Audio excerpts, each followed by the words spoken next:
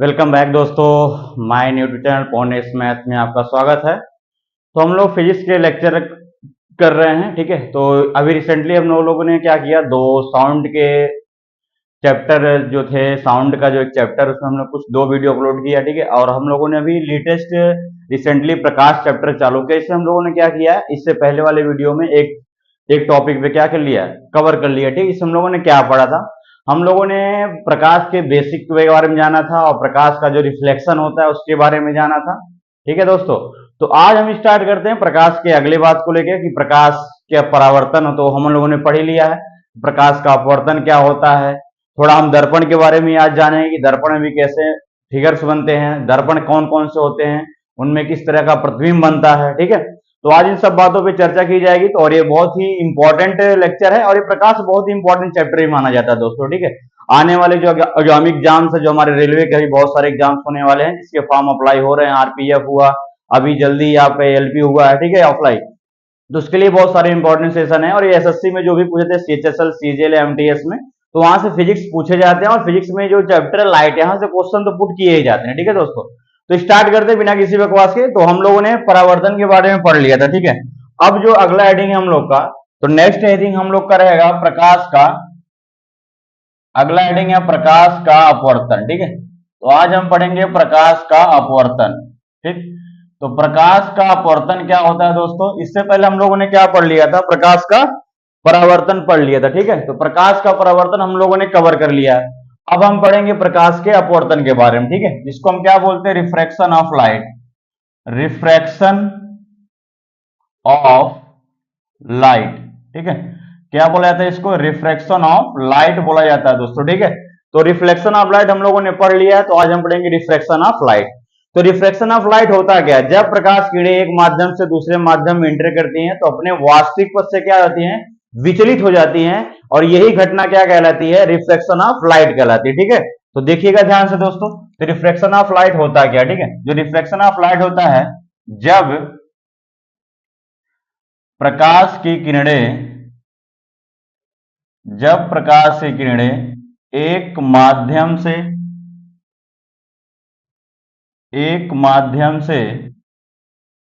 दूसरे माध्यम में प्रवेश करती है, दूसरे माध्यम में प्रवेश करती है, तो अपने वास्तविक पथ से क्या होती है, विचलित हो जाती है, ठीक है। तो अपने वास्तविक पथ से विचलित हो जाती है, तो अपने वास्तविक पथ से विचलित हो जाती है, विचलित हो जाती है। यह घटना अपवर्तन कहलाता है, यह घटना अपवर्तन कहलाता है, ठीक है।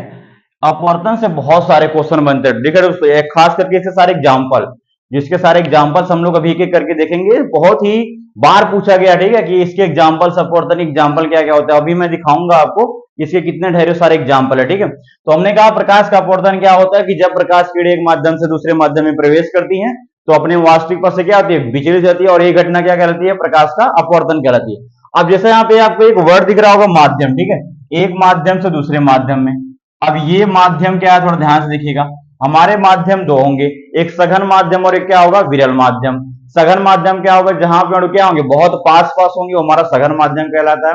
और विरल माध्यम क्या होता है, जहां पे अणु क्या होते हैं, बहुत दूर दूर होते हैं, मॉलिक्यूल बहुत दूर दूर होते हैं, वो हमारा विरल माध्यम कहलाता है, ठीक है। तो ये दो चीजें अब मैं एक फिगर के द्वारा आपको पूरा एकदम डिटेल बताना चाह रहा हूं कि अपवर्तन होता क्या, ठीक है। आप थोड़ा ध्यान से देखिएगा, ठीक है, मैं फिगर बना रहा हूं, ठीक।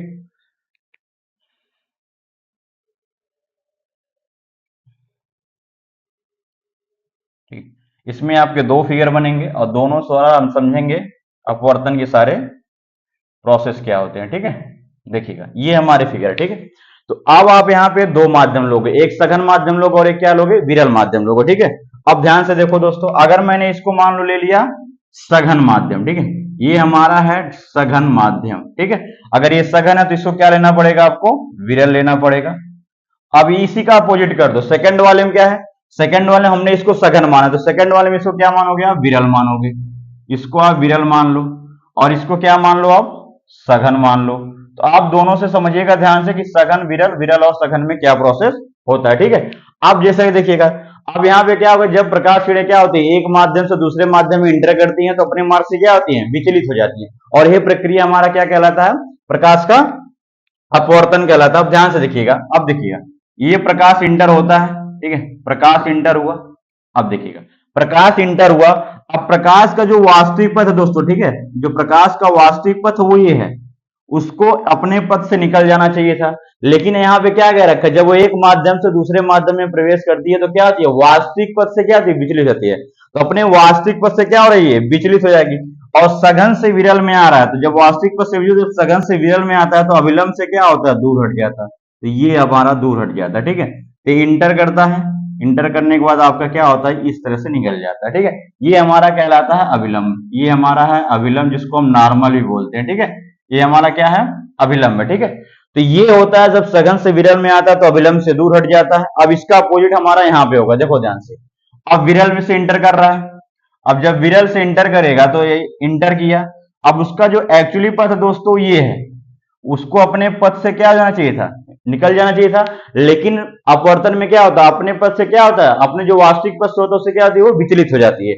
और जब विचलित होती है तो क्या होता है? अब विरल से सघन में आ रहा है तो क्या होगा? अभिलंब की ओर क्या हो जाता है? झुक जाता है। तो अभिलंब की ओर क्या हो जाएगा भाई?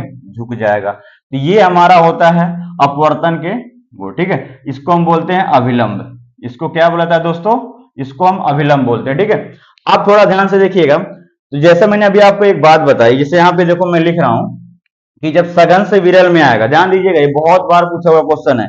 एग्जाम्पल दे देगा, सघन मतलब अगर हम मैं सघन को कांच मान लू, और विरल मतलब क्या मान लू मैं? थोड़ा अगर कांच सघन है तो मैं हवा मान ले सकता हूँ, हवा क्या है? विरल है। तो ये कई बार पूछा चुका है, ठीक है, कि जब मान लो सपोज दैट कि जब प्रकाश किरणें किसी सघन माध्यम से विरल माध्यम में जाएगी तो अपने मार्ग से विचलित तो होती है, तो क्या होगा? अभिलंब की ओर झुकेगा कि अभिलंब से दूर हटेगा? तो अभिलंब से क्या होगा? दूर हटेगा। तो इसको नोट कर लो आप लोग, तो ठीक है। जब प्रकाश की किरणें जब प्रकाश की किरणें किससे? सघन से विरल में जाएंगी, सघन से विरल में जाती हैं तो अभिलंब से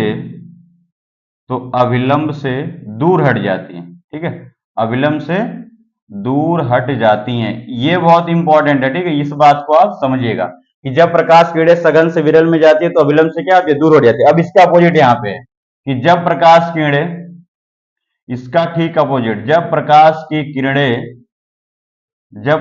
किरणें कहां से?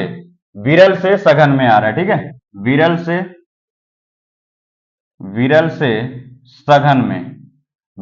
सघन में आती हैं तो अभिलंब की ओर झुक जाती हैं। तो अभिलंब की ओर झुक जाती हैं। अब इसको थोड़ा ध्यान समझिएगा, मैं कहना क्या चाह रहा हूं। मैं ये कह रहा हूं कि जब प्रकाश किरणें क्या होती है? सघन से विरल में आएगी तो अभिलंब से दूर हटेंगी।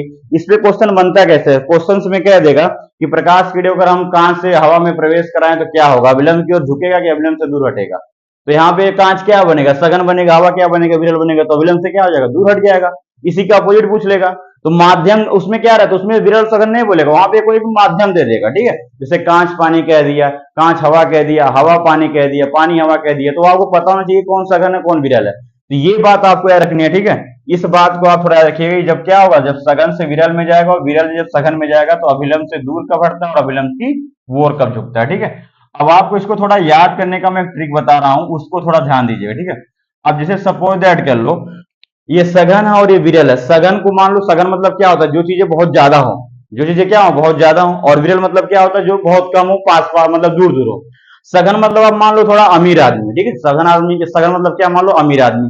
और विरल मतलब क्या मान लो? उससे थोड़ा गरीब आदमी, ठीक है।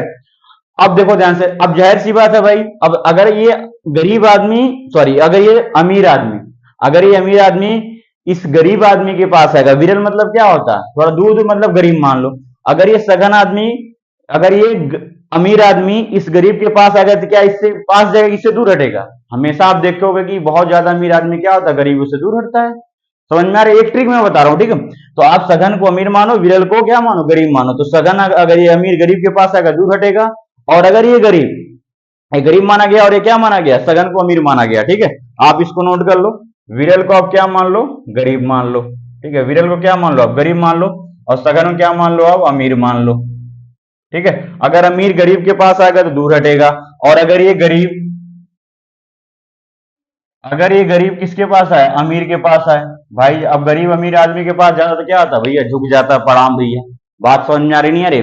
तो अगर गरीब अमीर के पास जाता तो झुक जाता, बस वही है। अगर विरल सगर में आओगे तो विलंब की क्या आती है, झुक जाती है। कोई डाउट अगर यहां तक हो तो बताओ। यहां तक बातें क्लियर है ना? अब देखो ध्यान से।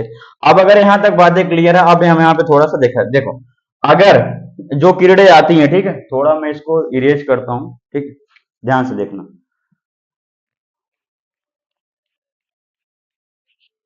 देखिएगा ध्यान से, ठीक है। अब यहां जैसे मैंने क्या बोला, अगर ये किरणें आ रही हैं, ठीक है, अब ये जो किरणें आएंगी, ठीक है, ध्यान से देखिए, इसको हम बोलते हैं आपतित किरण। इसको हम क्या बोलते हैं, आपतित किरण। जो किरणें आती हैं उसको हम क्या बोलेंगे, आपतित किरण। और जो किरणें क्या होती हैं, क्या होती है अपने मार्क से भी, उसको बोलते हैं अपवर्तित किरण। उसको हम क्या बोलेंगे, अपवर्तित किरण बोलते हैं, ठीक है। उसको हम बोलेंगे अपवर्तित किरण, ठीक है। इसमें वही सेम प्रोसेस है। ये अब कौन सा किरण होगा, ये होगा आपतित किरण, ये होगा आपका आपतित किरण, और ये कौन सा किरण होगा आपका, अपवर्तित किरण। होगा कि नहीं होगा भाई? इसको हम बोलते हैं आपतित, और उसे क्या कहलाता है, अपवर्तित। समझ में आ रही बातें? तो ये हमारा आपतित और अपवर्तित होगा। अब थोड़ा ध्यान से देखिएगा, अब ये जो मैं समझाने जा रहा हूं बहुत इंपॉर्टेंट चीज है, ठीक है। देखो आपतित किरण ये है, तो आपतित किरण और ये अभिलंब है। आपतित किरण और अभिलंब के बीच में एक यहाँ पे एंगल क्रिएट हो रहा है, हो रहा है नहीं हो रहा है भाई, हो रहा है ना। तो ये जो एंगल होता है इसको हम बोलते हैं आई, ये आई कहलाता है। इसको हम बोलते हैं आपतन कोण। इसको हम क्या बोलते हैं, आपतन कोण। याद करिए परावर्तन में पढ़ाया था आपतन और परावर्तन, लेकिन यहाँ पे थोड़ा अलग हो। अब यहाँ पे जो क्रिएट हो रहा है एंगल, ये वाला क्रिएट जो एंगल, इसको हम बोलते हैं अपवर्तन कोण। और उसमें क्या था, उसमें परावर्तन कोण था। इसमें क्या होगा, अपवर्तन कोण, और इसको हम क्या बोलते हैं, आर बोल देते हैं। बात समझ में आई? सेम प्रोसीजर यहां पर भी होगा। ये हमारा है आपतित किरण, और ये है हमारा अभिलंब। तो अब अभिलंब और आपतित किरण के बीच एंगल बनेगा, इसको हम बोलते हैं आई। ये होगा हमारा आपतन कोण। ये कौन सा कोण होगा, आपतन कोण होगा, ठीक है। अब ये हमारा क्या होगा, ये जो एंगल बनेगा ये बनेगा हमारा आर। इसको हम क्या बोलेंगे, अपवर्तन कोण। इसको हम क्या बोलेंगे, अपवर्तन कोण बोलेंगे। यहां तक बात क्लियर हुआ नहीं हुआ? तो ये पूरा प्रोसेस किसका था, रिफ्रैक्शन का था, ठीक है। ये पूरा प्रोसेस हमारा रिफ्रैक्शन का होता है कि जब प्रकाश किरण एक माध्यम से दूसरे माध्यम में प्रवेश करती हैं तो अपने मार्ग से विचलित हो जाती हैं। यही प्रक्रिया क्या कहलाती है, हमारा प्रकाश का अपवर्तन कहलाती है, ठीक है। तो जो किरणें आती है उसको हम आपतित किरण बोलते हैं, और जो किरणें दूसरे माध्यम में प्रवेश करके विचलित होती है उसको हम क्या बोलते हैं, अपवर्तित किरण बोलते हैं, ठीक है। वो हमारा क्या कहलाता है, अपवर्तित किरण कहलाता है, ठीक है। अपवर्तित किरण कहलाता है, ठीक। सेम प्रोसीजर यहाँ पे, जो किरणें आएंगी उसको आपतित, और जो अपने मार्ग से विचलित उसको हम अपवर्तित कहेंगे। अब देखो ध्यान से, आपतित किरण और अभिलंब के बीच में एक एंगल क्रिएट हो रहा है, उसको हम क्या बोलेंगे, आपतन कोण बोलेंगे। और इस अभिलंब के बीच में और इस अपवर्तित के बीच में एक एंगल क्रिएट हो रहा है, उसको हम क्या बोलेंगे, अपवर्तन कोण बोलेंगे। और सेम प्रोसीजर यहाँ पे होगा कि ये जो आपतित किरण के साथ और अभिलंब के साथ एंगल बनेगा आपतन कोण, और अपवर्तित किरण और अभिलंब के साथ जो एंगल बनेगा उसको हम अपवर्तन कोण कहेंगे, ठीक है। तो ये पूरा प्रोसेस हमारा किसका था, अपवर्तन का था, ठीक है। अब हम लोगों ने परावर्तन में क्या पढ़ा था, परावर्तन में दो नियम पढ़े थे। हम लोगों ने परावर्तन में दो नियम पढ़े थे, तो सेम प्रोसीजर आप यहां भी पढ़ोगे, ठीक है। यहां भी आप दो नियम ही पढ़ोगे। अपवर्तन के भी दो नियम होते हैं, लेकिन इसके भी दो नियम आप इस फिगर से ही बता सकते हो। इसके भी दो नियम आप इस फिगर से ही बता सकते हो कि इसके दो नियम क्या क्या होते हैं, ठीक है। देखो मैं पहला नियम क्या कह रहा हूं, पहला नियम ये कहता है कि आपतित किरण और अभिलंब, ठीक है, आपतित किरण, अभिलंब तथा अपवर्तित किरण तीनों क्या है, एक ही तल में। देखो ध्यान से, आपतित किरण, अभिलंब तथा अपवर्तित किरण तीनों क्या होते हैं, एक ही तल में क्या होते हैं, स्थित होते हैं। इस बात को आपको समझना पड़ेगा, ठीक है। इस बात को क्या करना पड़ेगा, आपको समझना पड़ेगा कि आपतित किरण और अपवर्तित किरण और अभिलंब क्या होते हैं, एक ही तल में स्थित होते हैं। इस बात से आपको कोई दिक्कत नहीं होनी चाहिए, ठीक है। तो इसका नियम मैं यहां लिख दे रहा हूं, देखो दो नियम होते हैं, ठीक है, दो लॉ होते हैं। मैं लॉ लिख दे रहा हूं, ध्यान से देखो। लॉ कहां लिखा जाए, जगह कहाँ है, यहीं पे लिख दे रहा हूँ, ठीक है। देखो फर्स्ट लॉ क्या कहता है, ठीक है। फर्स्ट लॉ ये कह रहा है, थोड़ा ध्यान से देखो, मैं लिख रहा हूं। फर्स्ट लॉ कहता है कि आपतित किरण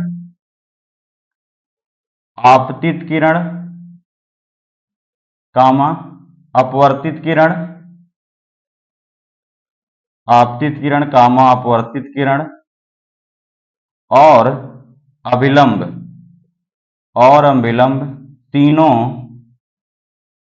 तीनों एक ही तल पे, तीनों एक ही तल में स्थित होते हैं। क्या होते हैं? तीनों एक ही तल में स्थित होते हैं। इस बात को आपको थोड़ा ध्यान देना, ठीक है। ये पहला नियम है, ध्यान दीजिएगा। ये जो हमारा ये फर्स्ट लॉ है, अपवर्तन का फर्स्ट लॉ है, ये पूछा गया है, ठीक है। ध्यान दीजिएगा कि अपवर्तन का फर्स्ट लॉ क्या कहता है। फर्स्ट लॉ ये कहता है कि आपतित किरण, अपवर्तित किरण तथा अभिलंब तीनों क्या होते हैं, इसी तल में क्या है, स्थित है। बात समझ में आई नहीं है? तो ये हमारा फर्स्ट लॉ कहलाता है, ठीक है। सेकेंड लॉ देखो, मैं यहां लिख रहा हूं, ठीक है। सेकेंड लॉ देख लो यहाँ पे, यहां मैं लिख रहा हूं सेकेंड लॉ, ठीक है। सेकेंड लॉ क्या कहता है? सेकेंड लॉ हमारा ये कहता है कि आपतन कोण का साइन और अपवर्तन कोण का साइन क्या होता है, आपतन कोण का साइन और अपवर्तन कोण का साइन का अनुपात एक नियतांक होता है, ठीक है।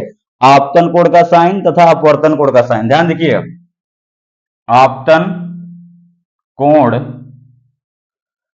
का साइन और अपवर्तन कोण का साइन का अनुपात एक नियतांक होता है, ठीक है। ये क्वेश्चन बहुत बार पूछा जा चुका है, ठीक है। इस बात को ध्यान रखना।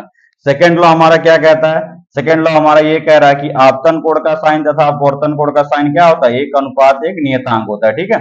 अर्थात हम यहाँ ये कह सकते हैं, ये सेकेंड लॉ से ही बना हुआ है, ठीक है। सेकेंड लॉ ही कहता है, सेकेंड लॉ से ही बना है कि साइन आई मतलब आपतन बटे क्या, साइन आर बराबर क्या होगा, एक अनुपात होगा जिसको हम बोलते हैं म्यू। ये हमारा नियतांक होता है, ठीक है, जिसको हम क्या बोलते हैं, म्यू बोल देते हैं, ठीक है। इस बात को आपको समझना पड़ेगा। तो साइन आई बटे साइन आर बराबर क्या होगा, नियतांक, और नियतांक को हम क्या बोल देते हैं, म्यू। और इसी को साइन आई बटे साइन आर बराबर म्यू को हम बोल देते हैं स्नेल का नियम।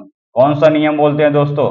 स्नेल का नियम बोलते हैं, ठीक है। तो कौन सा नियम बोलते हैं? स्नेल का नियम बोलते हैं। ये क्वेश्चन बहुत बार पूछा जा चुका है कि स्नेल का नियम कहां से मिला। तो स्नेल का नियम अपवर्तन के सेकेंड लॉ से मिला, ठीक है। ये जो स्नेल का नियम है, साइन आई बटे साइन आर बराबर, इसको हम बोलते हैं म्यू। ये क्या कहलाता है? ये म्यू कहलाता है, ठीक है। ध्यान देना, आधम में बड़ा यू, ठीक है, आधम में, ये म्यू कहलाता है, ठीक है। तो ये म्यू कहलाता है, तो इसको हम म्यू बोलते हैं। साइन आई बटे साइन आर को म्यू बोलते हैं, और इसी को हम क्या बोलते हैं, स्नेल का नियम कहते हैं, स्नेल लॉ कहते हैं, ठीक है। तो ये बहुत ही इंपॉर्टेंट फैक्ट था, ठीक है।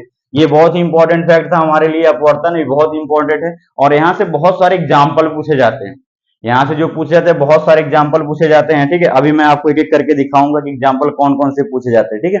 तो ये अपवर्तन आपको समझ में आएगा, आई होप, ठीक है, कि अपवर्तन क्या होता है, अपवर्तन के नियम क्या होते हैं, आपतन कोण क्या होता है और अपवर्तन कोण क्या होता है, ठीक है। अब थोड़ा ध्यान से देखिएगा, थोड़ा मैं एंगल के बारे में चर्चा करना चाह रहा हूं। ध्यान से देखो, एंगल के बारे में क्या चर्चा करना चाह रहा हूं। यहाँ पे देखो, अगर ये सघन से विरल में आया तो क्या हुआ, अभिलंब से दूर हटा। अगर ये अभिलंब से दूर ना हटा होता, ध्यान देना, अगर ये अभिलंब से दूर ना हटा होता, या अगर ये अपने मार्ग से ही निकल गया होता, तो ये एंगल क्रिएट होता कि नहीं होता, तब ये एंगल क्रिएट होता। लेकिन अभिलंब से दूर हुआ तो ये एंगल क्रिएट हुआ। अर्थात अगर अपने मार्ग से निकलता तो यहाँ पे क्या होता है, इतना ही एंगल बनता, लेकिन अपने मार्ग से बड़ा हो गया तो इतना एंगल बना दिया, ठीक है, एंगल बढ़ गया। यहाँ पे आओ, अगर ये विरल सघन मारा तो अभिलंब की ओर झुक जाता है। अगर ये यहाँ पे देखो, ये एंगल निकला, अगर ये एंगल से अगर ये अपने मार्ग से निकलता तो ये एंगल क्रिएट होता कि नहीं होता, ये एंगल क्रिएट होता। अगर ये एंगल क्रिएट हो रहा है लेकिन अभिलंब की ओर झुक गया तो इसलिए क्या हो गया, ये एंगल बन गया। तो आप यहाँ समझ सकते हो, ध्यान से देखना, कि जब सघन से विरल में आता है तो क्या होता है, आर के एंगल में, आर के कोण में क्या होता है, परिवर्तन होता है, वो क्या हो जाता है, बढ़ जाता है। लेकिन इसमें क्या है, जब विरल से सघन में आएगा तो आर के एंगल क्या हो जाता है, कम ही हो जाती है। देखो आर इतना बनना चाहिए था लेकिन बना इतना, यहाँ पे देखो आर इतना बनना चाहिए था लेकिन बना इतना। तो सघन से विरल में आएगा तो आर में क्या होगा, आपतन कोण में क्या होता है, वृद्धि होती है। लेकिन अगर विरल से सघन में आएगा तो अपवर्तन कोण में क्या आ जाती है, कमी आ जाती है, ठीक है। ये भी बात आपको समझना है। अब इसके एग्जाम्पल, जो इसके एग्जाम्पल ये बहुत सारे फेमस है, ठीक है, यही पूछे जाते हैं एग्जाम में, ठीक है। आप देखे होंगे, ठीक है, सपोज दैट करो, मैं एग्जांपल यहाँ दिखा रहा हूँ एक एक करके, ठीक है। अगर मैं एग्जांपल दिखाना चाहूँ, जैसे सपोज दैट कर लो ये गिलास है, ठीक है। अगर ये गिलास इसमें पानी भरा हुआ है, ठीक है। अगर ये गिलास इसमें पानी भरा हुआ है, अगर आप इसमें एक क्वाइन डाल दोगे, ठीक है, अगर आप इसमें एक क्वाइन डाल दो, अगर मैंने इसमें एक सिक्का डाल दिया, ठीक है, 1 रुपए का सिक्का अगर मैंने डाला, तो आप नोटिस करोगे जब आप पानी शांत रहेगा तो आप थोड़े समय बाद देखोगे सिक्का क्या आता है, ऊपर उठा हुआ प्रतीत होता है। ये आप कभी करके देखना कि जब आप उसमें सिक्का डालोगे तो जब आप फिर आप थोड़े देर समय के बाद देखो सिक्का क्या होता है, ऊपर उठा हुआ प्रतीत होता है। तो ये बहुत ही इंपॉर्टेंट एग्जांपल बनता है, ठीक है, कि जब पानी में डूबे हुए सिक्कों को हम देखते हैं तो क्या होता है, ऊपर उठा हुआ प्रतीत होता है। ये सबसे बेस्ट एग्जांपल है। सेकंड एग्जांपल देखो, इसका सेकंड एग्जांपल क्या बनता है। सेकंड एग्जांपल ये मान लो हमारा क्या है, कोई बर्तन है, ठीक है, इसमें हमने क्या रखा है भैया, पानी भर रखा है, ठीक है। थोड़ा अब अगर मैं इसमें एक लकड़ी डालना हूँ, ठीक है, लकड़ी डालना हूँ, अगर मैं इसमें एक लकड़ी डालूंगा तो ये हमें लकड़ी क्या होती है, जो पानी के अंदर रहती है हमें वो तिरछी दिखाई देती है। कैसे दिखाई देती है, टेढ़ी दिखाई देती है। वो हमें सीधी नहीं, कैसे दिखाई देगी, टेढ़ी दिखाई देगी। जब आप नोटिस करोगे, जब कोई पात्र रहता है उसमें पानी भरा रहता है, तो जब आप उसमें क्या करोगे, एक लकड़ी प्रवेश करोगे या कुछ एक पेंसिल या कुछ एक पेन इंटर करोगे उसमें, तो जितना हिस्सा पानी के अंदर रहेगा तो आप देखो क्या होगा उसमें, उसमें क्या हो जाता है, वो टेढ़ा प्रतीत होता है। वो एक्चुअली में क्या है, वो एक्चुअली में यही है। देखो ध्यान से, ये हमने अभिलंब बना दिया, ये हमारा क्या है, अभिलंब है। ये क्या है, विरल है। ये विरल है ना, अगर इस पानी से तुलना किया जाए तो ऊपर हवा है, ये विरल है और ये क्या सघन है। तो सघन की हो रहा है, क्या हो जाएगा, झुक जाता है। जब झुक जाता है तो क्या होता है, टेढ़ा दिखाई देता है। बात समझ में नहीं आई, तो यही रीजन होता है कि उसका क्या होता है, टेढ़ा दिखाई देता है। और अगला एग्जाम्पल जो सबसे फेमस है, जो कई बार पूछा जा चुका है, ठीक है, बहुत ही फेमस एग्जाम्पल है, ठीक है, तारों का टिमटिमाना। तारों का टिमटिमाना 1000 बार पूछा जा चुका है, ठीक है, तारों का टिमटिमाना इसका सबसे बेस्ट एग्जाम्पल है। तारों का टिमटिमाना प्रकाश के अपवर्तन का सबसे बेस्ट एग्जाम्पल माना जाता है, ठीक है, कि तारों का टिमटिमाना किसकी वजह से होता है, तो प्रकाश के अपवर्तन के कारण होता है। सिक्का ऊपर उठा हुआ प्रतीत होता है, किसके कारण होता है, अपवर्तन के कारण। लकड़ी टेढ़ी दिखाई दी, किसके कारण, अपवर्तन के कारण। और एक एग्जाम्पल है जो पूछा जाता है कई बार, अगला एग्जाम्पल और एक है, आप नोट कर लीजिएगा, ठीक है, कि सूर्योदय, सूर्योदय और सूर्यास्त, सूर्योदय और सूर्यास्त के समय, सूर्योदय और सूर्यास्त के समय सूर्य का बड़ा दिखाई देना। ध्यान देना, मैं लिख क्या रहा हूं, बड़ा दिखाई देना, ठीक है, बड़ा दिखाई देना। ये मैं नहीं कह रहा हूं लाल दिखाई देना, लाल वाला मैटर अलग है, उसको भी हम लोग आगे चर्चा करेंगे। लेकिन अगर कहेगा सूर्योदय और सूर्यास्त के समय, आप नोटिस करेंगे कि सूर्योदय और सूर्यास्त के समय सूर्य क्या होता है, बड़ा दिखाई देता है। और ये भी किसके कारण होता है, ये भी आपके रिफ्रैक्शन के कारण ही होता है, ठीक है। इस बात को आप थोड़ा ध्यान रखिएगा कि रिफ्रैक्शन क्या है, रिफ्लेक्शन के एग्जाम्पल्स कैसे बनते हैं, इसमें कौन से एंगल क्रिएट होते हैं, सघन माध्यम से जब विरल माध्यम में आता तब मैटर क्या बनते हैं, और विरल से जब सघन में आता तब मैटर क्या बनते हैं। तो आई होप ये पूरा हमारा किसका ब्यौरा था, ये पूरा हमारा था रिफ्रैक्शन का, ठीक है। ये पूरा हमारा रिफ्रैक्शन का था, रिफ्रैक्शन क्या है, कैसे वर्क करता है, और इसके एग्जाम्पल क्या क्या है, ठीक है। तो कुछ एग्जाम्पल है जो आपको याद ही करने पड़ेंगे, ठीक है। जैसे ये देखो, ये तो आप रट्टा मार लो भैया, तारों का टिमटिमाना क्या मार लो, ये तारे टिमटिमाते, ठीक है, इसको मान लो। और ये सूर्योदय और सूर्यास्त के समय, ठीक है, सूर्योदय और सूर्यास्त के समय क्या होता है, सूर्योदय और सूर्यास्त के समय सूर्य का बड़ा दिखाई देना। और ये आप देख ही रहे हो, मैंने यहाँ पे आपको बताया है कि सिक्का क्या होता है, ऊपर उठा हुआ प्रतीत होता है। और ये लकड़ी कैसी होती है, टेढ़ी दिखाई देती है। तो ये सारे एग्जाम्पल्स हैं अपवर्तन के, ठीक है। अपवर्तन से दो जगह क्वेश्चन बनते हैं, या तो इसके एग्जाम्पल पूछ लेगा या तो ये क्वेश्चन पूछ लेगा कि सघन से विरल में जाएगा तो क्या होगा, दूर हटेगा कि पास जाएगा, ठीक है। और सबसे इंपॉर्टेंट फैक्ट क्या मैं बता रहा हूं, इसके एग्जाम्पल याद रखने के सबसे बेस्ट तरीका मैं बता रहा हूं, जहां पे ऐसा कहे, जहां पे आपको लगे कि एक्चुअली में है नहीं, प्रतीत होता है, तो वहां पे अपवर्तन होगा। जैसे मैं एग्जांपल समझा रहा हूं, देखो ध्यान से। अब पानी में अगर सिक्का डालोगे तो क्या ऊपर उठा हुआ प्रतीत होता है, एक्चुअली वो क्या होता है, एक्चुअली वो तल में ही होता है। अगर रियलिटी में देखोगे तो तल में होगा, लेकिन अपवर्तन के कारण क्या होता है, ऊपर उठा, मतलब ये निश्चित नहीं है, ठीक है। और ये देखो लकड़ी कैसी दिखाई देती है, टेढ़ी, एक्चुअली में लकड़ी कैसी है, सीधी है। आपने सीधी लकड़ी डाली थी, आप निकालोगे तभी वो सीधा ही दिखेगा।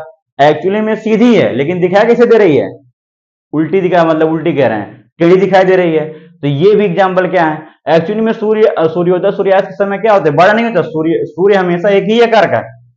सूर्य क्या होता है, सूर्य का आकार वही है, लेकिन क्या है, हमें अपवर्तन के कारण क्या होता है, बड़ा और छोटा दिखाई देता है। समझ में आ रही बात है, ठीक है, बड़ा दिखाई देता है सुबह शाम। तारों का टिमटिमाना आप देखते हो, तारे टिमटिमाते हैं, ठीक, वो भी आपको दिखाई देता है। तो ये बात आपको समझना कि होता कुछ और है और एक्चुअली कुछ और है, तो वहां पे क्या मारोगे, अपवर्तन मारोगे। अगर आपको नहीं समझ में आ रहा तो आप रट्टा मारो ना भाई, अगर ऐसे नहीं समझ में आ रहा तो आप रट्टा मार लो कि हाँ ऐसे ऐसे हो सकता है। बात क्लियर है? तो ये पूरा ब्यौरा हमारा था अपवर्तन का, आई होप आपको समझ में आया होगा, ठीक है। तो यहाँ तक बातें क्लियर हुई, ठीक है। अब देखो हम आते हैं नेक्स्ट पे, ठीक है। नेक्स्ट देखते हैं हम, इसको मैं इरेज कर रहा हूं, ध्यान से देखिएगा।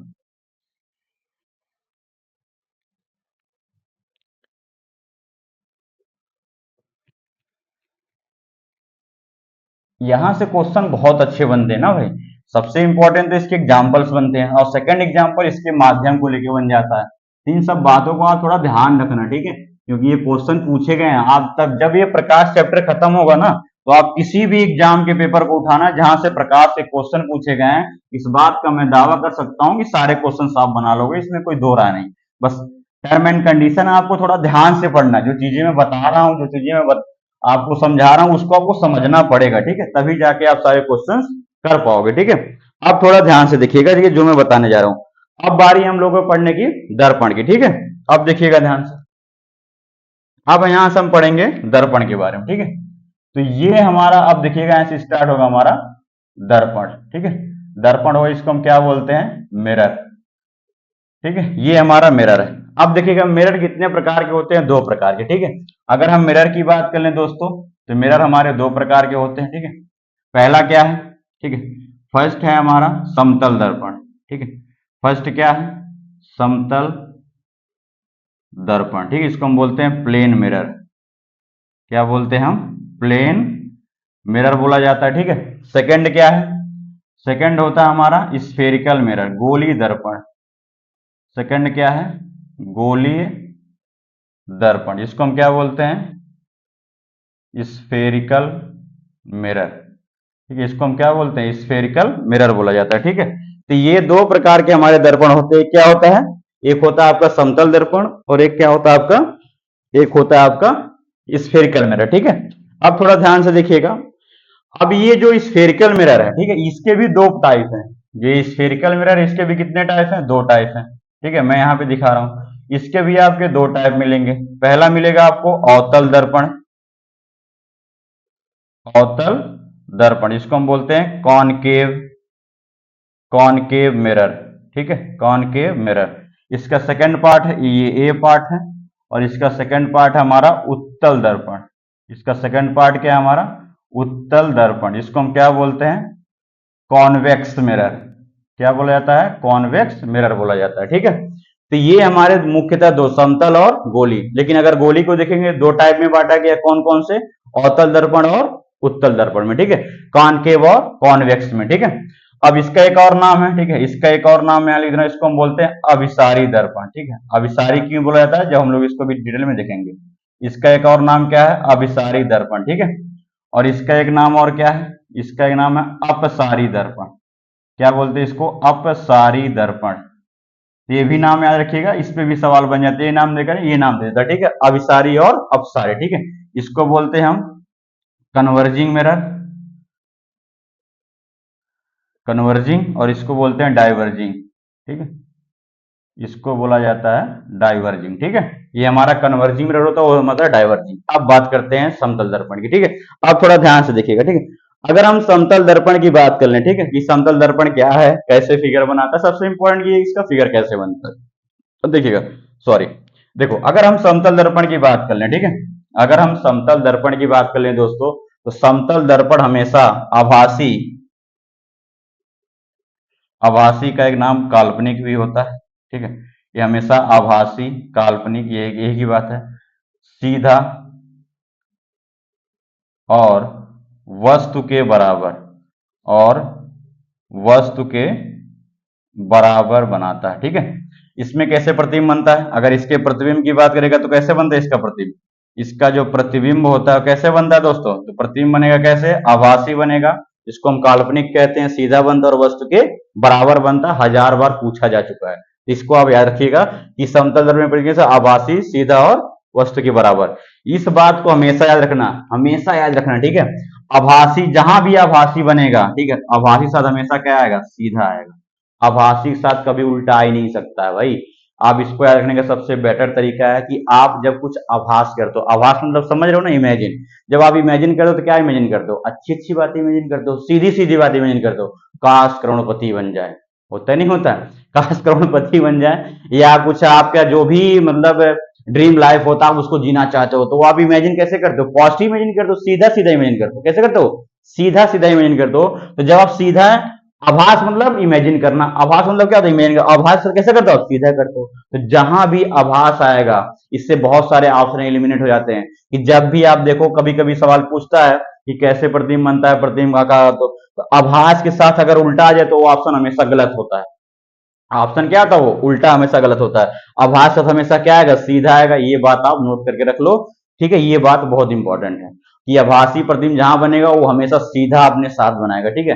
अब वास्तविक के साथ क्या होगा? वास्तविक के साथ उल्टा होता ही नहीं होता है। तो आप सोचोगे कभी, आप आभास क्या करते हो? आभास करते हो वाह करोड़पति रहे, पैसा हो, गाड़ी हो, बंगला हो, ऐशो आराम हो। लेकिन वास्तविक कैसा होता है? उसका उल्टा होता है। तो वास्तविक के साथ हमेशा उल्टा प्रतिबिंब बनता है और आभासी के साथ हमेशा सीधा प्रतिबिंब बनता है। बात क्लियर हुआ? अब देखो, तो समतल दर्पणी प्रतिबिंब कैसा बनता है? आभासी बनता है, सीधा बनता है और वस्तु के बराबर बनता है, ठीक है? अब देखो, वस्तु के बराबर बनता है। सेकंड बात क्या रखनी है आपको इसमें? सेकंड बात आपको ये याद रखनी है कि वस्तु के बराबर लेकिन सीधा बन रहा है, लेकिन इसका पार्श्व कैसा होता है? इसका पार्श्व होता है उल्टा। ये बहुत इंपॉर्टेंट है भाई। पार्श्व कैसा होता है? उल्टा। पार्श्व मतलब होता है देखने में। देखने में कैसा? प्रतिबिंब अगर पूछेगा बनाता कैसे है, तो सीधा बनाता है, लेकिन पार्श्व कैसा होता है? उल्टा होता है। पार्श्व कैसा होगा? उल्टा होगा। मतलब दिखता कैसे? उल्टा। आप देखोगे कि जब आप दर्पण के सामने खड़ा होते हैं तो अगर राइट हैंड उठाते हैं तो लेफ्ट पता चलता है, और जब लेफ्ट उठाते हैं तो राइट हैंड पता चलता है। आपने भी नोटिस किए होंगे। तो पास होता है वो, मतलब दिखने में कैसा होता है? पास मतलब क्या होता है? दिखने में। पास मतलब कैसा होता है? दिखने में। तो दिखने में उल्टा, लेकिन बनाता कैसे है? सीधा। तो क्वेश्चन दोनों पूछ सकता है कि प्रतिबिंब बनता कैसे, तो क्या बताओगे? सीधा। लेकिन पास कैसा होता है? उसका उल्टा होता है। ये बात आपको समझनी पड़ेगी, ठीक है? अब देखिएगा ध्यान से। अब समतल दर्पण के बारे में क्या बताना, ठीक है? ये दिखने में कैसा होता है? उल्टा होता है। इसका जो लुक होता है वो कैसा होता है? उल्टा होता है, ठीक है? इसका लुक उल्टा होता है, ठीक है? अब थोड़ा ध्यान से देखिएगा। अब समतल दर्पण की अगर हम बात कर लें, तो समतल दर्पण में अगर आपको अपना पूरा प्रतिबिंब देखना है, जैसे मान लो आपको पूरा, आप 6 फीट के हो और आपको 6 फीट का पूरा प्रतिबिंब देखना, आपका जो आप 6 फीट की आपकी लंबाई है, आपको 6 फीट देखना दर्पण में, तो जो दर्पण की लंबाई होनी चाहिए समतल में, वो आपके लंबाई की आधी होनी चाहिए, ठीक है दोस्तों? कितनी होनी चाहिए? आधी होनी चाहिए। तो इस बात को भी नोट कर लो कि समतल दर्पण में वस्तु का वस्तु का पूरा प्रतिबिंब पूरा प्रतिबिंब देखने के लिए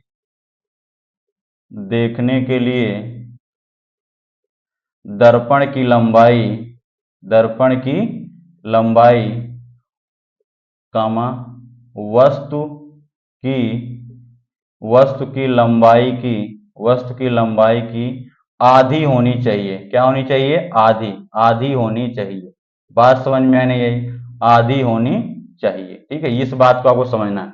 अगर आपको अपना पूरा फिगर, ठीक है, अगर आपको अपना पूरा इमेज देखना है तो क्या करना पड़ेगा समतल दर्पण में? तो आपको अपने लंबाई का उसका आधा दर्पण लाना पड़ेगा। जैसे अगर मान लो, अगर वस्तु 6 फीट का है, ठीक है, तो दर्पण क्या फीट का होना चाहिए? तो दर्पण 3 फीट का होना चाहिए। इसका कहने का मतलब ये हुआ, ठीक है?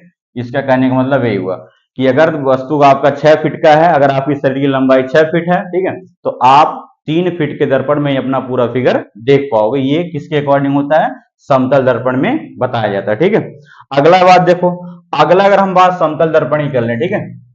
देखो, अगर हम अगला समतल दर्पण की बात कर लें कि समतल दर्पण में और क्या क्या इंपॉर्टेंट, ठीक है, तो समतल दर्पण में, ठीक है, समतल दर्पण में प्रतिबिंबों की संख्या बहुत बार पूछा जा चुका है, ठीक है?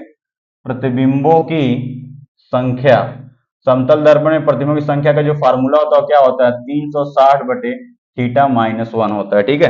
तो जब भी क्वेश्चन आएगा कि समतल दर्पण में प्रतिबिंबों की संख्या का फार्मूला क्या होता है, तो क्या बताओगे? 360/θ-1 होगा। जैसे सपोज दैट कर लो कि दो समतल दर्पण है, ठीक है, मैं यहाँ पे समझा रहा हूँ। देखो, जैसे जैसे मैंने कह दिया एक समतल दर्पण ये, ठीक है, ये समतल दर्पण ये है और एक समतल दर्पण ये है। दोनों को हमने रख दिया 90 डिग्री पे। कितने रख दिया? यहाँ मैंने कलई कर देना है। कलई किसका होता है भाई? कल बताए थे, बताओ किसका होता है? AgNO3 का, सिल्वर नाइट्रेट का होता है। और यहाँ पे कितने का डिग्री बना है? 90 डिग्री का। तो अगर मान लो यहाँ पे कोई वस्तु रख दी जाए तो बताओ इस पे कितने, इसकी प्रतिबिंब संख्या कितनी होगी? दो दर्पण है और मैंने यहाँ पे कोई मान लो वस्तु रख दिया। अब बताओ इस वस्तु का प्रतिबिंब संख्या कितनी होगी? तो मैंने क्या बताया कि जब भी प्रतिबिंब संख्या निकालोगे कैसे निकालोगे? 360 बटे थीटा माइनस 1। तो क्या हो जाएगा? 360। कितना एंगल बना रहे हैं दोनों दर्पण? 90 का। तो 90 से भाग करोगे माइनस 1, तो 90 चौका 360, तो 4 माइनस से कितना होगा? तो 3 प्रतिबिंब बनेगा। बात समझ में आई नहीं आई? बोलो। ठीक है, तो कितना प्रतिबिंब बनेगा? 3। तो ऐसे ऐसे हम निकाल सकते हैं। ठीक है, कि जब दो समतल दर्पण क्या करते हैं हम किसी एंगल पे रखते हैं तो उसके प्रतिबिंब संख्या निकालेंगे। जो फार्मूला होता है कितना होता है? 360 बटे थीटा होता है। बात क्लियर हुआ? अब देखो ध्यान से, अगली बात क्या रखनी है समतल दर्पण में। तो समतल दर्पण, ठीक है, समतल दर्पण को नहीं, जब दो समतल दर्पण को समांतर रखा जाता है। कैसा रखा जाता है? समांतर रखा जाता है। तो प्रतिबिंबों की संख्या तो प्रतिबिंबों की संख्या क्या होती है? अनंत होती है। ठीक है, ये प्रतिबिंब संख्या होती है अनंत होती है, इनफाइनाइट होती है भाई। अगर इनफाइनाइट होती है, ठीक है। अगर दो समतल दर्पण है, ठीक है, अगर एक समतल दर्पण यहाँ है और बीच में कोई वस्तु रख दिया जाए तो आप देखोगे पीछे बहुत सारे, आपको याद भी होगा कि जब हम लोग क्या अभी भी आप देखोगे जब सैलून में जाते हो या जब हम लोग बहुत छोटे थे जब हम लोग बाल कटवाने गांव की तरफ जाते थे अपने, मतलब जो छोटे थे गांव में, तो बाल कटवाने जब आप जाते तो जब वहां पे क्या होता है, जब बाल उबारने वाले जो बार्बर था, ठीक है, आप देखो जब इधर भी दर्पण लगा रहता था इधर भी, और जब आपको उस दोनों दर्पण के बीच में बैठा के बाल काटा तो आप पीछे देखते होंगे यहाँ पे हजारों फिगर बनते थे ना। तो वही है मैटर यहाँ पे। ठीक है, तो वही मैटर यहाँ की, जब समतल दर्पण को क्या रखा जाए? समांतर, मतलब ये पूरा ऐसे रखा जाए, एक इधर दोनों समांतर पे, कोई एंगल नहीं, समांतर है। ठीक है, जब समांतर है तो क्या होगा? सॉरी एंगल कह रहे हैं, एंगल जरूर, मतलब एंगल बनेगा। ठीक है, कुछ ना कुछ तो जरूर बनेगा। तो सॉरी कुछ ना कुछ कह रहा हूँ, मतलब जब भी हम समांतर पे रखेंगे तो क्या होगा? प्रतिबिंब संख्या इनफाइनाइट होगी। तो जब आप ऐसे रखोगे समतल दर्पण को, बीच में आप बैठाते हो, जब बीच में आप बैठते हो आप पीछे देखो क्या है? बहुत सारा प्रतिबिंब बनता है। ठीक है, तो ये वही चीज है। ठीक है, और उसमें और उस अनंत प्रतिबिंब में, ये बहुत इंपॉर्टेंट फैक्ट है। ठीक है, अनंत प्रतिबिंब में सेकंड प्रतिबिंब, ठीक है, सेकंड प्रतिबिंब सबसे स्पष्ट बनता है। ये बहुत बार पूछा गया। ठीक है, सबसे स्पष्ट बनता है। अब बच्चों को क्या पता भैया? उसको तो पता होगा कि जैसे प्रतिबिंब बनेगा पहला स्पष्ट बनेगा, लेकिन ऐसा नहीं होता है। जब भी इनफाइनाइट प्रतिबिंब बनता है तो सेकंड वाला प्रतिबिंब होता है क्या होता है? वो सबसे स्पष्ट बनता है। इस बात को आपको याद रखना है। ठीक है, तो समतल दर्पण में क्या होता है? अब अनंत प्रतिबिंब बना है तो सेकंड वाला जो इमेज होगा वो क्या होता है? वो सबसे स्पष्ट बना हुआ प्रतीत होता है। ठीक है, तो ये पूरा समतल दर्पण का हमारा चीज था। ठीक है, समतल दर्पण क्या है, कैसे फिगर बनाता है, समतल दर्पण में देखने के लिए कितनी लंबाई होनी चाहिए, उसका फार्मूला क्या होता है समतल दर्पण का, समतल दर्पण। आप देखो तो 2-3 बातें और आपको याद रखनी है कि समतल दर्पण में क्या रखना है। ठीक है, जैसे देखो मैं एक बात और बता रहा हूँ समतल दर्पण को लेकर, देखो यहाँ से ध्यान से। अगर मान लो यहाँ पे समतल दर्पण है, ठीक है, अगर मान लो यहाँ पे एक समतल दर्पण है, ठीक, आप यहाँ पे समतल दर्पण, ठीक है, अगर आप यहाँ पे खड़े हो, ठीक है, अगर आप यहाँ क्या हो? खड़े, ठीक है, अगर आप यहाँ क्या हो? खड़े हो, अगर आप इस समतल दर्पण की तरफ v मीटर पर सेकंड से जा रहे हैं, इससे जा रहे हैं v मीटर पर सेकंड से, तो जो आपका प्रतिबिंब उधर से आता हुआ प्रतीत होगा, जो प्रतिबिंब इधर से आता हुआ प्रतिबिंब होगा, किससे होगा? 2v मीटर पर सेकंड से प्रतीत होता है। बात समझ में नहीं?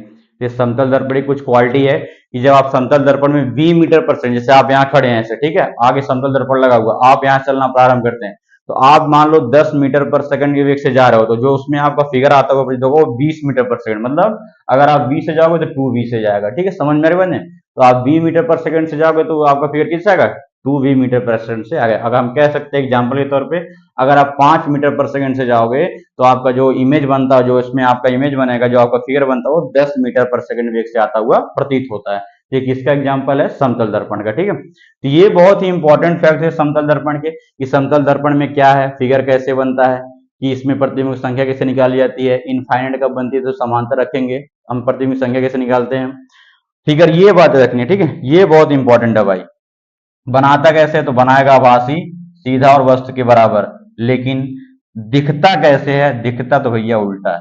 ठीक है, इस बात को समझना, ये बहुत बार पूछा जा चुका है। ठीक है, ये दिखता कैसे है, दिखता उल्टा है, लेकिन बनाता कैसे है, वो सीधा बनाता है। ठीक है, अब हमारी बात आती है अभिसारी और अपसारी, मतलब अवतल दर्पण और उत्तल दर्पण। ठीक है, तो इसको हम लोग नेक्स्ट लेक्चर में करेंगे। ठीक है, तो आज के लिए बस इतना रखते हैं दोस्तों। आई होप आपको समझ में आया होगा। ठीक है, मैंने बहुत आपको समझाने की कोशिश की। ठीक है, तो वीडियो को लाइक शेयर जरूर करिए। थैंक यू, धन्यवाद, बाय बाय। और पढ़ाई करते रहो यार, पढ़ाई करो, वक्त बदलता है फिर बदलेगा, और सारा जहां अपना होगा और कोई नहीं रोक पाएगा। ठीक है, क्योंकि हम देखो, हम बिलोंग करते हैं मिडिल क्लास से भाई। मिडिल क्लास वालों के लिए ना कोई बिजनेस प्लान है, क्योंकि उतना पैसे है नहीं। ठीक है, उतने पैसे तो है नहीं, तो हमारा इस मिडिल क्लास से निकलेगा बस एक ही रास्ता, वो भी क्या है, पढ़ाई है। तो उस पढ़ाई को इतना मजबूत कर लो भाई, ठीक है, कि बहुत आगे जाओ। तो कहा गया है, ठीक है, कि वक्त बदलता है फिर बदलेगा, और सारा जहां अपना होगा। तो सारा जहां अपना हो या ना हो, अपने परिवार अपने हो, हमारे सारे दोस्त अपने हो, तो चार लोग अपने हो जो अपने आपके साथ हमेशा क्या हो, खड़े रहे। ठीक है, तो इस बात को समझ लो, अगर आपको मिडिल क्लास से बाहर निकलना है, तो एजुकेशन ही एक ऐसा रास्ता जो आपको मिडिल क्लास से बाहर निकाल सकता है और आपको एक अच्छी जीवन दे सकता है। तो लगातार पढ़ते रहिए, आप पढ़िए। ठीक है, अच्छे से पढ़ो भाई। जहां पे कोई डाउट हो तो आप बताओ। ठीक है, हम लोग मिलकर सॉल्व किया जाएगा कि हाँ यहाँ पे क्या डाउट हो रहा है। ठीक है, आई होप आपको ये क्लास अच्छी लगेगी, तो लाइक शेयर जरूर करिए। Thank you, bye bye, take care.